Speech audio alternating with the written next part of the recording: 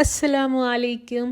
ഇന്ന് ഞാൻ നല്ലൊരു അടിപൊളിയായിട്ടുള്ള ഈസി ആയിട്ട് നമുക്ക് ചെയ്തെടുക്കാൻ പറ്റുന്ന ഒരു പുഡിങ്ങിൻ്റെ റെസിപ്പി ആയിട്ടാണ് വന്നിട്ടുള്ളത്. നിങ്ങൾക്ക് എല്ലാവർക്കും ഇഷ്ടമാവും. അപ്പോൾ ഒന്ന് നമുക്ക് കണ്ടു നോക്കിയാൽ എങ്ങനെയാണെന്നുള്ളത്.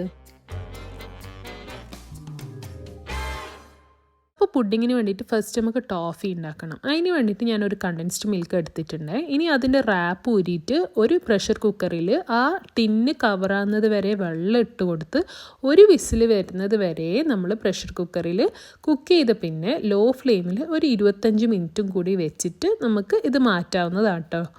അപ്പോൾ അതേ സമയത്ത് തന്നെ ഞാനൊരു പാനിൽ 7 ടേബിൾ സ്പൂണ് പഞ്ചസാര എടുത്തിട്ടുണ്ട് കേട്ടോ. അപ്പം ഇത് നമ്മൾക്കൊന്ന് കാരമലൈസ് ചെയ്തിട്ട് എടുക്കണം. അപ്പം ഞാൻ എന്നും പറയുന്ന പോലെ തന്നെ കാരമലൈസ് ചെയ്യുന്ന സമയത്ത് നമ്മൾ ഒരിക്കലും സ്റ്റെർ ചെയ്യാനോ ഒന്നും പാടില്ല കേട്ടോ. ഇനിയിപ്പം നമ്മൾ ഇത് കാരമലൈസ് ആയി വന്നിട്ടുണ്ട്. ഇനി ഇതിലോട്ടേക്ക് നമ്മൾക്ക് ഒരു 10 കാഷ്യൂനട്ട് ഇട്ട് കൊടുക്കണം കേട്ടോ. ഇത്രയൊക്കെ മതി. നമ്മൾ എന്താ പറയുക, 1 ലിറ്റർ ആ ഒരു കണക്കിനുള്ള അളവിലാണ് നമ്മൾ പുഡിങ് ചെയ്യുന്നുള്ളത് കേട്ടോ. ഇനി ഇതുപോലെ കാഷ്യൂ ഇട്ട് ഒന്ന് കുറച്ച് കഴിയുമ്പം തന്നെ വേഗം നമ്മളൊന്ന് ശ്രദ്ധിക്കണേ, ഇല്ലെങ്കിൽ ബേണായി പോവും. ഇതേ സമയത്ത് തന്നെ നമ്മൾ ഒരു ചെറിയൊരു കഷ്ണം, അതായത് 1 ടേബിൾ സ്പൂണോളം ബട്ടർ ഇട്ട് കൊടുത്തിട്ട്, ഇതൊരു ഓപ്ഷനല്ല കേട്ടോ, ബട്ടർ ഇട്ടില്ലെങ്കിലും കുഴപ്പമില്ല. നമ്മൾക്ക് ഇതൊരു പാത്രത്തിലോട്ടേക്ക് മാറ്റി കൊടുക്കുക. ഒരിക്കലും മൈക്രോവേവ് സേഫ് അല്ലാത്ത ഗ്ലാസ്സിലേക്കോ അതുപോലത്തെ സംഭവത്തിലേക്കൊന്നും മാറ്റാണ്ടിരിക്കുക. വേഗം നമ്മൾക്ക് എടുക്കാൻ പറ്റുന്ന വല്ല പാത്രം, വുഡനിലേക്കോ അല്ലെങ്കിൽ ഇതുപോലത്തെ ബേക്കിംഗ് ട്രേയിലോട്ടേക്കോ മാറ്റി കൊടുക്കാവുന്നതാണ് കേട്ടോ.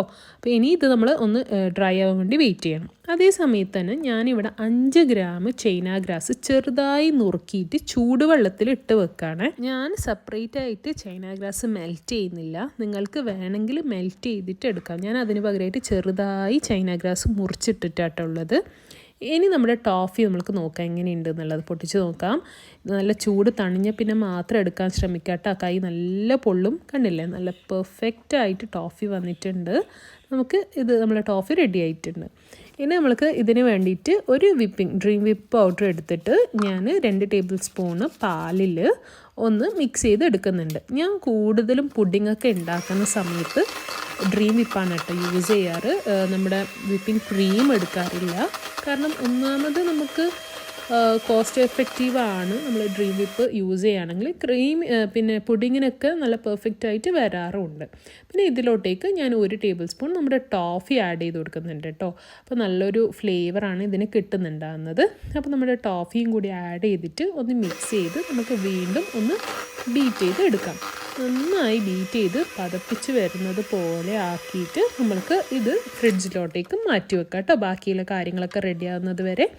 ഇനി ഞാൻ ഇവിടെ 3/4 ലിറ്റർ പാലെടുത്തിട്ടുണ്ട് കേട്ടോ. പാലൊന്ന് നന്നായി ചൂടായി വരട്ടെ കേട്ടോ. അതായത് നമുക്ക് ഒരു ബബിൾസ് വരുന്നത് പോലെ, നല്ലോണം ഫുള്ളായിട്ട് കംപ്ലീറ്റ്ലി ബോയിൽ ആവണ്ട.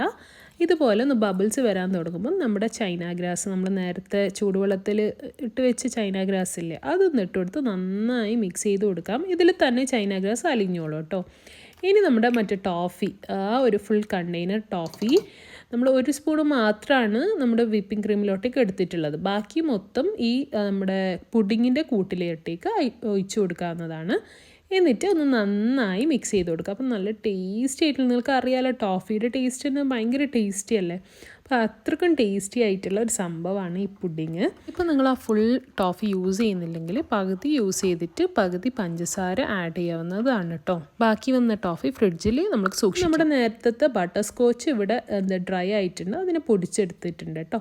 കണ്ടില്ലേ, ഇതുപോലെ പൊടിച്ചെടുക്കാം. ഇനി ഇതിൽ നിന്നും 1 ടേബിൾ സ്പൂണ് നമ്മൾ ഈ പുഡിങ്ങിലോട്ടേക്ക് ചേർക്കുന്നുണ്ട്. എന്നിട്ട് ഒന്ന് മിക്സ് ചെയ്ത് കൊടുത്തിട്ട് ഇത് ലോ ഹീറ്റ് വെച്ചിട്ട് നന്നായി ബോയിൽ ചെയ്യാൻ വേണ്ടിയിട്ട് വെക്കാം. നമ്മുടെ പുഡിങ്ങിൻ്റെ മിക്സ് നന്നായി ബോയിലായി വരുന്നുണ്ട് കേട്ടോ. ഇനി നമുക്കിത് ഓഫ് ചെയ്തിട്ട് നമുക്കൊരു പാത്രത്തിലോട്ടേക്ക് കൂട്ടി കൊടുക്കാം. എന്നിട്ട് നമ്മളിതിന് ഒരു അരമണിക്കൂർ ഫ്രിഡ്ജിൽ വെക്കാം. ഇനി തണുത്ത പിന്നെ ഇതിലോട്ടേക്ക് നമ്മൾ നേരത്തെ വിപ്പിംഗ് ക്രീം ഒന്ന് ഡെക്കറേറ്റ് ചെയ്ത് കൊടുക്കാം കേട്ടോ. പക്ഷേ ഞാൻ ഡെക്കറേറ്റൊക്കെ ചെയ്ത് കഴിഞ്ഞപ്പം ഇത് മൊത്തത്തിൽ എനിക്ക് കൊളായി, വരക്കാൻ അറിയാത്തതുകൊണ്ട് ഞാൻ ഒന്നാകെ മിക്സ് ചെയ്ത് ഇത് ഞാനൊന്നും കൂടി ഫ്രിഡ്ജിൽ 1 മണിക്കൂർ വരെ വെച്ച് കേട്ടോ. കണ്ടില്ലേ, ഇതുപോലെ ഞാൻ കംപ്ലീറ്റ് ആക്കിയിട്ടാണ് ഫ്രിഡ്ജിൽ വെച്ചത്. ഇനി ഇതിലേക്ക് നമ്മുടെ നേരത്തെ ബട്ടർസ്കോച്ചിൻ്റെ പൗഡർ ഒന്ന് ഇട്ട് കൊടുക്കണം കേട്ടോ. ഇതും ഞാൻ വീണ്ടും ഒരു ഡെക്കറേഷനൊക്കെ ശ്രമിച്ചതാണ്. നിങ്ങളെ കൊണ്ട് പറ്റുവാണെങ്കിൽ അങ്ങനെയൊക്കെ ചെയ്തോ. കണ്ടില്ലേ, ഞാൻ ഇതുപോലെ ചെയ്തു. ഞാൻ ആ സ്ക്വയർ ചെയ്യാൻ വേണ്ടിയിട്ടാണ് ഉദ്ദേശിച്ചത്. പിന്നെ കുറേ ബട്ടർ സ്കോച്ച് ഉണ്ടായിരുന്നു. പിന്നെ ഞാൻ വിചാരിച്ചു എന്തിനാ വെറുതെ ബട്ടർ സ്കോച്ച് കളയുന്നത്, നല്ല ടേസ്റ്റുള്ളൊരു സാധനമല്ലേ. അതുകൊണ്ട് ഇതുപോലെ ഇട്ട് എന്നിട്ട് ഞാൻ 4 മണിക്കൂർ വരെ ഇതൊന്ന് തണുക്കാൻ വേണ്ടി ഫ്രിഡ്ജിലേക്ക് വെക്കാണ് കേട്ടോ. കണ്ടില്ലേ, തണുത്ത് കഴിഞ്ഞിട്ടുണ്ട്. ഇപ്പോൾ നല്ല പെർഫെക്റ്റ് ആയിട്ടുള്ള നല്ല സോഫ്റ്റ് ആയിട്ടുള്ള പുഡിങ് റെഡി ആയിട്ടുണ്ട്. ഞാനൊരു സ്ലൈസ് എടുത്ത് കാണിച്ചു തരാം കേട്ടോ നിങ്ങൾക്ക്. കണ്ടില്ലേ, നല്ല സോഫ്റ്റായിട്ട് വന്നിട്ടുണ്ട്. അപ്പം നല്ലൊരു അടിപൊളി പുഡിങ്ങാണ്. നിങ്ങൾക്ക് എല്ലാവർക്കും ഇഷ്ടമാവും. ഒരു ഗെറ്റ് ടുഗെദറിനോ അല്ലെങ്കിൽ നിങ്ങൾക്ക് ഒരു ഫ്രണ്ട്സ് പാർട്ടിക്കോ എന്തിനു വേണമെങ്കിലും ചെയ്യാൻ പറ്റുന്ന ഒരു സിമ്പിളായിട്ടുള്ള ഒരു പുഡിങ്ങാണ്. എല്ലാവരും ട്രൈ ചെയ്യണം. ഇഷ്ടമെങ്കിൽ നിങ്ങളെ ഫ്രണ്ട്സും ഫാമിലിക്കും ആയിട്ട് ഷെയർ ചെയ്യണം. ഇതുവരെ എൻ്റെ ചാനൽ സബ്സ്ക്രൈബ് ചെയ്യാത്തതാണ് നിങ്ങൾ വീഡിയോ കാണുന്നെങ്കിൽ ഒന്ന് സബ്സ്ക്രൈബ് ചെയ്യണേ.